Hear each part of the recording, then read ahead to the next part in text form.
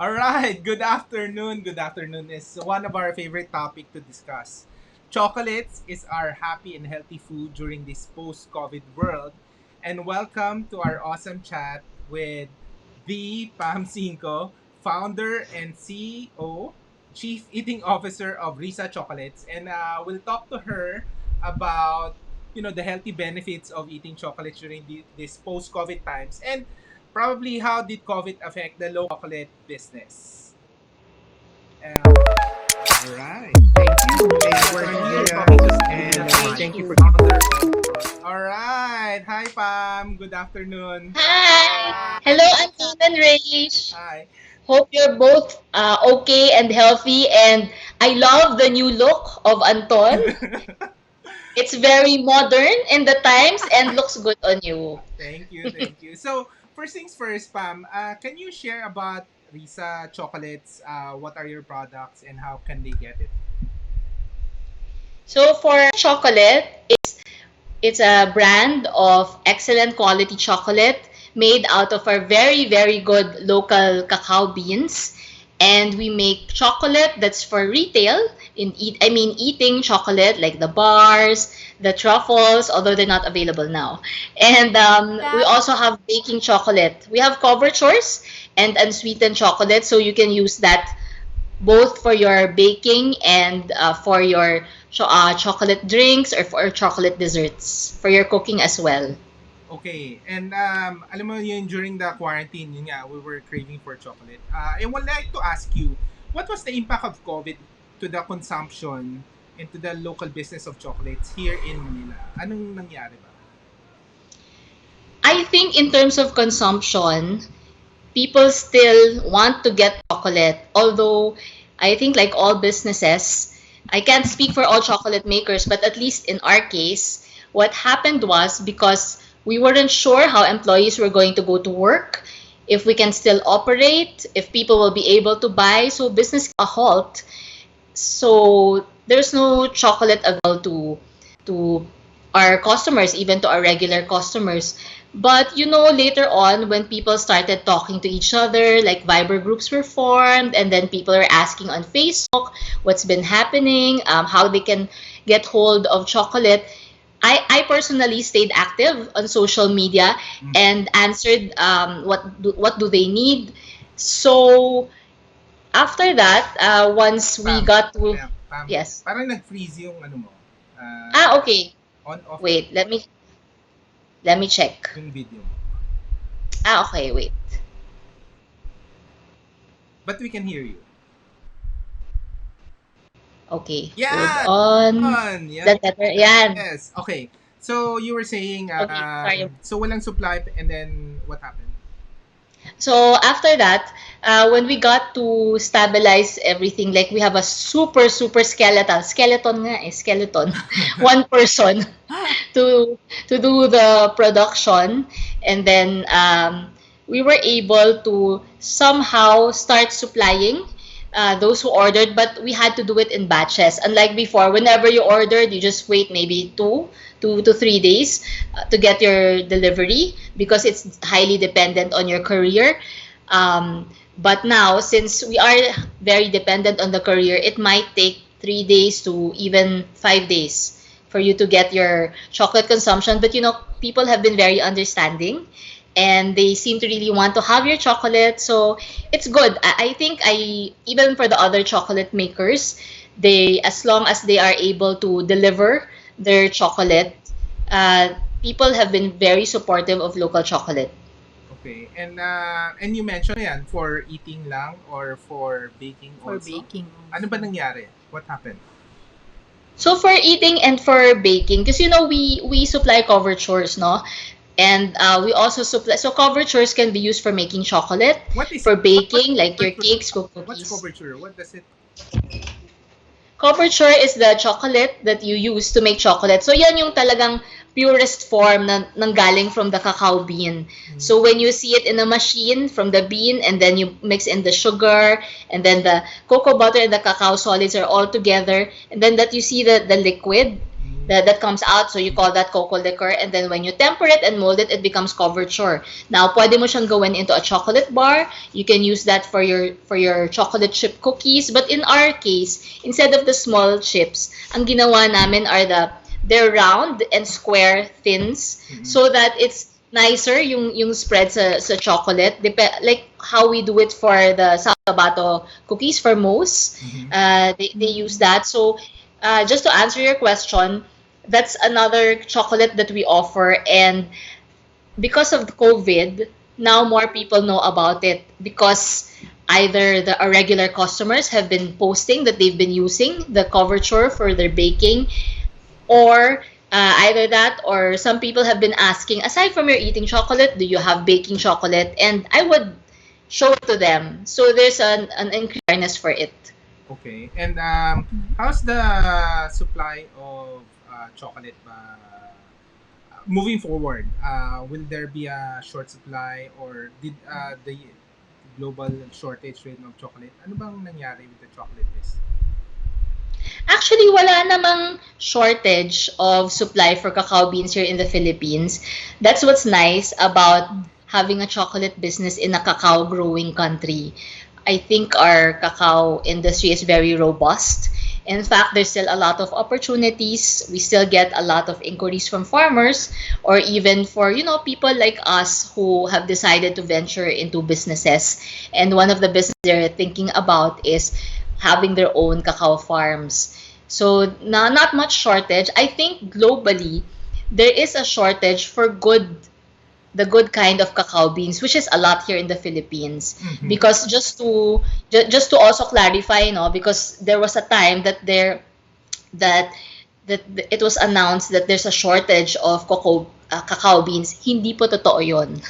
Sobrang hindi siya totoo. What happened is, like, for example, in Africa, one of the biggest suppliers, there was a sickness that happened in one part of Africa where most of the cacao farmers live. So they were not allowed to cross to the plantations of cacao. So they had no choice but planting stop taking care of cacao. But other countries compensated for it, including the Philippines. In fact, around 2 years after that news came out, there was a surplus of cacao beans. But that did not reach the news.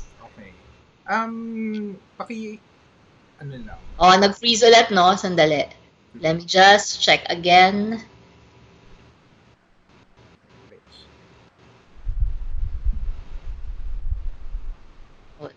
Is that better? Wala pa rin. Hold on, Yan! Okay. Meron na ulit? Okay. Cause, di ba mahilig ako sa chocolates? So, di ba, Oh. naalala ko yung sabi mo, you mentioned na nakakapayat ang chocolates. Totoo ba yun? Totoo yun, di ba? What are the health? Tsaka di ba pag stress tayo, lalo na ngayon, you're stressed.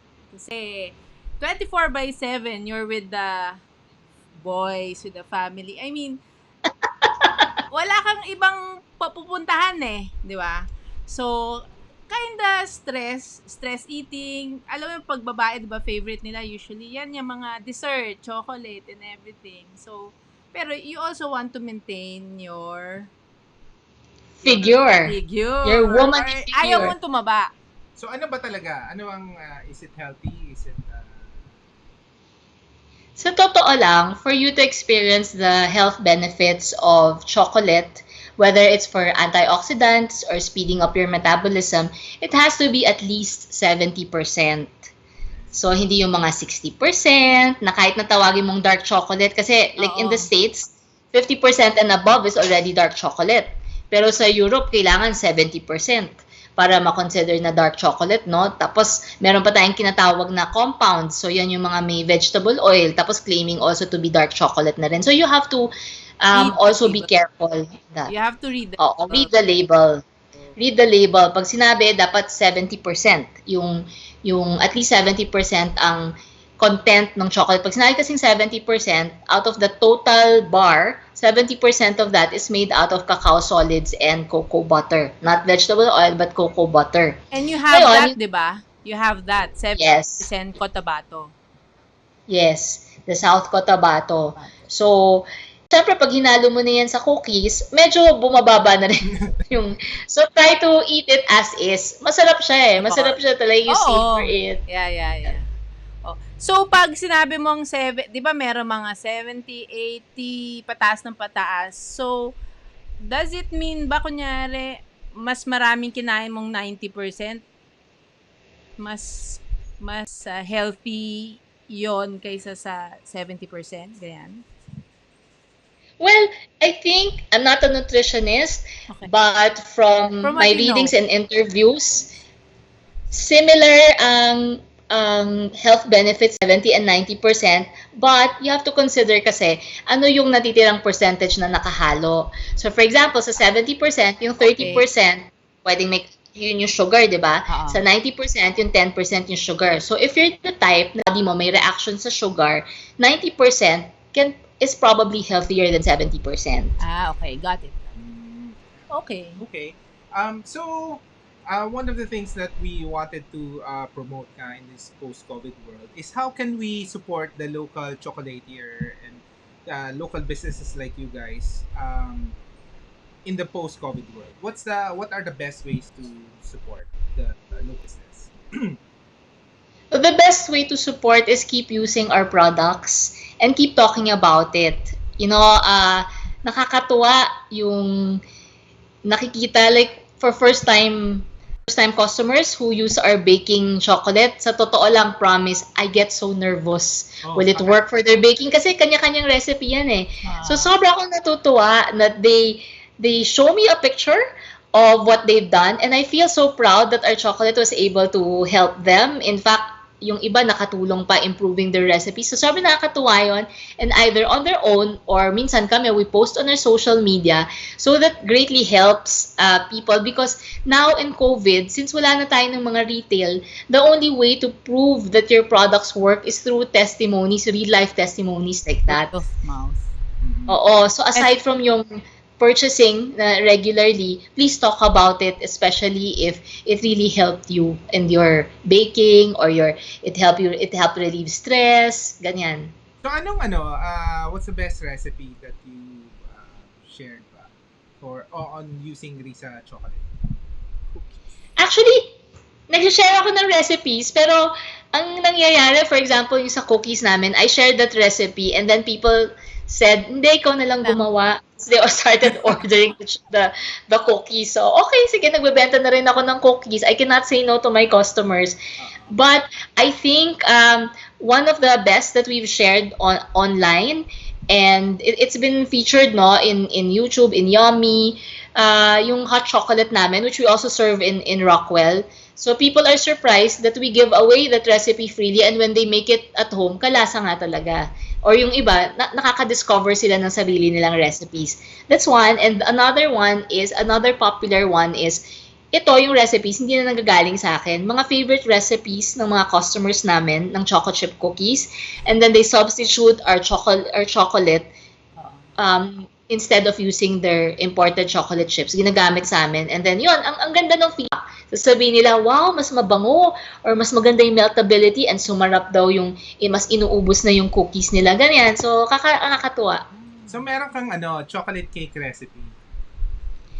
Yes, I do. Wait, nag-freeze. Kaya lang kailangan namin i-tweak kasi ang comment ng mga tao, bibili na lang nila kasi daw ang hirap gawin. Wait, can you on off your video ulit? Nag-freeze lang. Oh, okay. Sorry. Wait, ha? Pasensya na ha. Medyo yung internet ngayon eh. It's okay. No, Ayan. So, kasi di ba a lot of people like may birthday celebration. Sometimes gagawin na lang sa house. So, you were saying about your recipe. Yeah, the recipe, before we shared it, that yung comment sa amin is medyo complicated siyang gawin.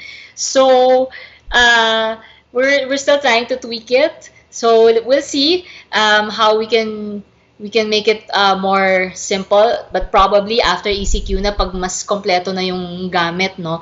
But we have been sharing the icing If you like, recently we posted on our Instagram kasi nakakatuwa sobra. There's this mom who doesn't have any baking equipment and sobra siyang limited. Sa may Tagaytay ito sobrang limited yung pwede niyang puntahan. So she Oo. was able to buy a ready-made cake. But she had our chocolate on hand and she was really insistent on using it sa cake maski pa paano. So we shared a very simple icing recipe with her.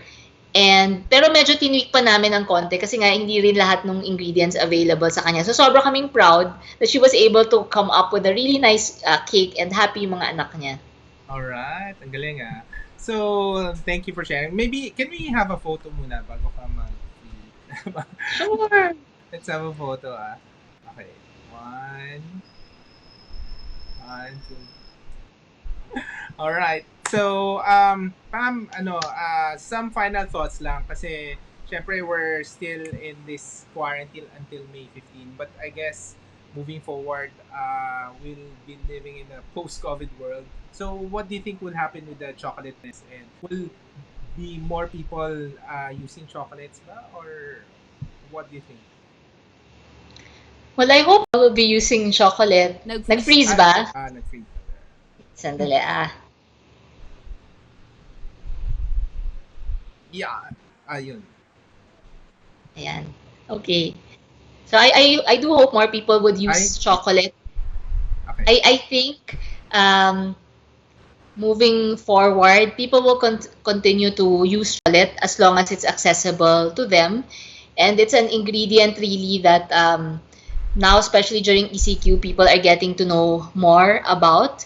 So I think for the industry, as long as we continue supporting also our farmers, they don't get sick, they're healthy, they can continue being able to deliver by freight or by air yung mga cacao beans nila. I think it's still a positive outlook for the Philippines, and hopefully later on even they can also continue with their export, no? Okay, that's good. So, thank you, Fam. So, how can they get Risa chocolates? So if you want to get Risa Chocolate, while we are still fixing our website, please email us at chocolates@risa.ph or message us on Facebook, Risa Chocolate, or Instagram at Chocolates. So you just message us and we'll send you a Google form to fill up, and you'll be a step closer to getting your favorite Risa chocolate. All right. So just curious, are you still opening your Rockwell outlet or Nina? All delivery na moving forward. For now, delivery lang talaga, and the delivery it starts from our commissary or our chocolate kitchen in Las Piñas because we have a difficult time. Our employees don't live near Rockwell. So they don't have any means to go to Rockwell. Unlike in our chocolate kitchen, they're just a bike ride away or a walk away. But we still practice social distancing and the proper COVID-19 protocols. So as much as possible, only 1 to 2 employees. No, not as much as possible. That's really what we do. Only 1 to 2 employees per day so that social distancing is practiced. Thank you. Thank you. Thank you, Pam. Thank you. And we'll continue to support, of course, local chocolates. And if you have that chocolate cake recipe, let us know. Yes. Pag naayos ko siya. Gagawa na daw si Rich. Gagawa niya kami. Pati yung cookies. Oo. Oo nga. Yes. Alright. Sarap magluto yan eh. Nako! Oo nga. Malapit na. So, thank you, Pam. Thank Say hi to Dexter. you. Thank you so much. Take care, everybody. Okay, bye-bye.